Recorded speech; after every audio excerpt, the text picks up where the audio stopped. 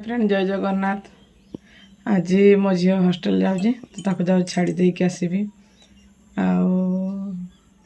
आते दिन थिला बहुत माने घरे थिला दुईटा जाऊ छुआ पाखे थे भल लगुला बहुत खुशी थे। तो भाई भौणी झगड़ा हमें मुझे कह लगे मत भल लगे मो मुंड के नहीं जाए मुझे रागी जाए। तो आज मो झी आज हॉस्टल मोर माने बहुत मन दुख हो भी कौन करवा ताको तो छाड़बार अच्छी हॉस्टल जेहेतु एडमिशन कराई छाड़बार अच्छी तो नहीं तो छाड़ी देगी आसबि।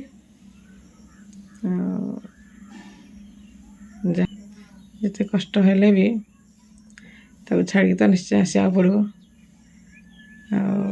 चलन जीवा सांग मैंने झील को हॉस्टल छाड़ी आसवा तापर आप कथा भी तो ब्लॉग बन पारे छुआ मैंने सब बड़े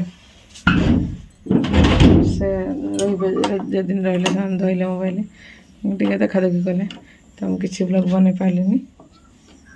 तो रोचे सांग मैंने जय जगन्नाथ। कौन बालू हॉस्टल खुशी रे मो माँ बाहर जी घर को जावाई मो झील जीव हॉस्टल नहीं देवी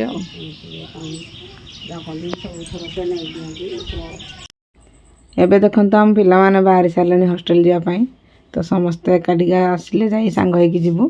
तो आमर कौन है ऑटो भी आस सारी आईडे ऑटो छुआ मैंने बसिक बाहर तो आम जाऊँ पिला छाड़ी देगी आसबू।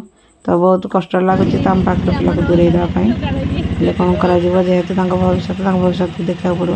तो देकी आम ए फेरिकी आस सारूँ आ कौन कर बस रे बसी तालचेर जावाई। तो मुझे तालचेर आसिक रेलवे स्टेशन पहुँचली देखु आ ट्रेन जाऊँ कोयला ट्रेन तो से बोल अपेक्षार अच्छु आबे कौन है ट्रेन गला तो आम ए पार हेलु एयरपोर्ट को जावाई।